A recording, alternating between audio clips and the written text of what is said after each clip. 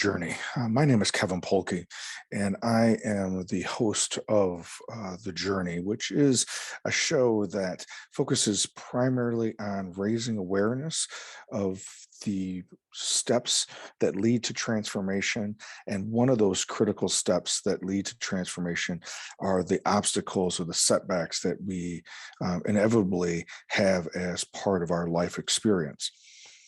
We have guests on the show that will talk about setbacks that they've had throughout their life, and they will talk about not only the setback, but they'll also talk primarily about what did they learn from that setback that they wouldn't have learned if that setback would have never happened. And there's other times that I will talk about things that I may be reflecting on, something that I may have come across, something that I think that may be useful. To the listener. Today, beginning the month of May, is, and you know how all the time they have, Black History Awareness Month, and in September is Suicide Awareness Month, and there might be Alzheimer's or Autism Awareness Month. This particular month, the month of May, is Mental Health Awareness Month. And when originally it started, the idea behind it was trying to raise that awareness about breaking the stigma, specifically around uh, giving people permission to seek out assistance and to seek out help. And I think it was primarily focused around individuals that were struggling with some some type of mental illness, some type of psychiatric disorder, and the stigma that came around that. And when I started in this field in 1990, um, it was much different, at least here in the Rockford area. Uh, the primarily when it came to working in the mental health field or working with individuals that struggle with mental illness, it was either done through psychiatry, it was done in some type of psychiatric hospital or state hospital. There was treatment facilities around this area, and as a general rule, there was a few individuals, a few licensed clinical social workers. Paul White was an individual in this area. Norm Dazenbrook was another individual in the area doing some private practice. But the majority of individuals, they worked for a psychiatrist if there was an outpatient, or a lot of us worked for some type of institution. And in my case, that was how I started. I started off working first in a psychiatric hospital, and then moving from the psychiatric hospital once I graduated, working in the schools, and then I got picked up to help out working at Mather's Clinic, a psychiatric clinic here in town. When I opened up KP in 2001, um, the, if I remember correctly, that was the only group practice or independent practice that had multiple therapists that were all working under the same name and were all employees of that particular company. It was a couple years after that, after starting in 2001, that I had other therapists working for me under the umbrella or the institution of KP counseling. A lot of therapists at that time, if they did go out on their own, they worked part-time, they shared office space, and they were able to have small practices in which they were able to serve individuals seeking assistance that way. There was a lot of stigma about um, seeking counseling help at that time period. The idea was that there must be something wrong to seek out help. And I remember when I first started KP, and even before that, I didn't fully understand that mindset, because I saw seeking out assistance, seeking out counseling, maybe because there was some barrier in your life, but mostly it was, in my experience, was about how can I um, have greater awareness of myself? How could I have more tools to be able to influence my thinking, increase my motivation, address things that caused me to avoid or fears that I may have, or things from my past that were unresolved? And so I always looked at going to counseling or individuals coming to see me as similar to going to the gym. True, there are individuals that go to the gym because they have maybe some health issues, some physical health issues, or they need to lose weight because of those health issues. But I always sought out going to the gym to be the best version of myself, and that this idea of being able to work at my mental and emotional side of who I am was very similar to going to the gym to improve the physical side of me, or going to church, or going to some type of spiritual leader or spiritual teacher, so that I could grow spiritually. So I thought of counseling as another way of improving that aspect of myself, improving how I was thinking, improve how I was coping with my emotional response to things. And for me, this idea of mental health awareness in this month of May is really about increasing all of our awareness about how is my mental health doing, similar to my physical health. How am I doing physically? Flexibility, mobility, core strength, endurance, cardiovascular, all those aspects are the physical things that we're very understanding that we need to address. And the mental health aspect is very much the same.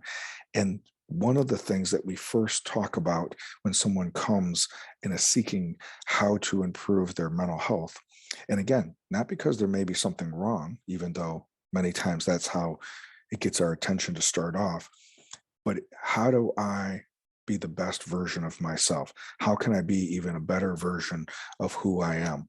And that is being able to look in the mirror, being able to see myself from all sides. And I know for me that this being able to see in the mirror sometimes gets distorted based upon previous messages that I've told myself, or previous messages that may have been told to me by someone else.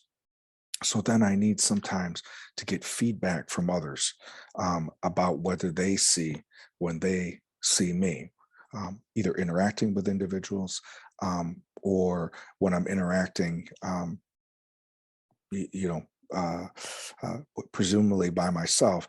What are those tendencies that other individuals? There is a book that I read years ago called 360 um, Leadership 360 Degrees, and being able to get feedback from multiple individuals about how do they see you as a leader. And I think as we are trying to improve our mental health awareness, mental health, that we have to be aware of and get feedback from multiple individuals, not just individuals that will tell us what we may want to hear. Because sometimes getting feedback from those individuals, those fans or our cheerleaders, that may help us feel better about ourselves, but is that really going to help me improve my mental health? So, one, being able to evaluate, how am I responding things? Am I getting stuck on something? Am I finding myself with some type of emotional response? What's influencing my perception? Many times, what may influence my perception is something that's happened, um, or something that I learned from the past. And today, it may very well not be anymore. So, what things can I do that ground me?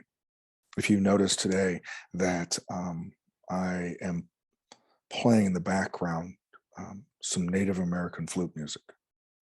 And for me, that flute music allows me, as soon as it comes on, allows me, I'm invited to be grounded, to take a deep breath, to settle in, and allow my sometimes racing thoughts to slow down, and to be able to look at my thoughts and being able to notice what emotions are driving that, what may feel like a threat or may feel like being overly confident at this particular time or overly tired. What things are affecting us and how are they impacting some of the decisions? And am I being the best version of who I am?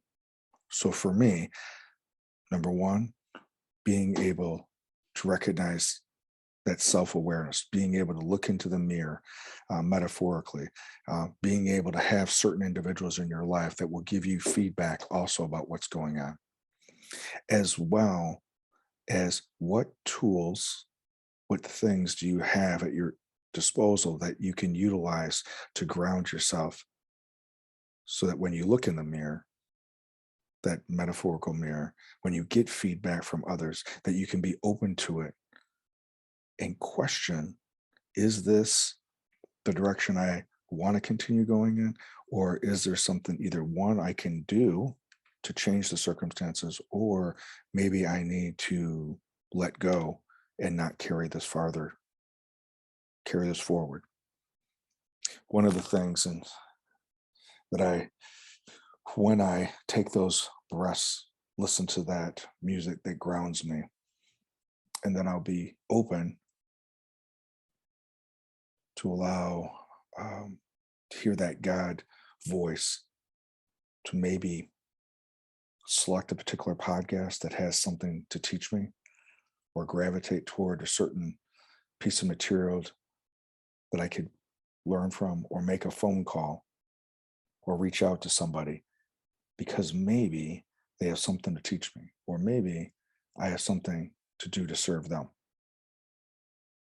For me, that is, I know when I'm in that space, that's when my mental health is in a good space to be able to uh, grow and develop, to be in that flow, and my emotions are also being checked, and then physically I'm in that space because ultimately spiritually I believe that I'm being aligned with God as I understand him.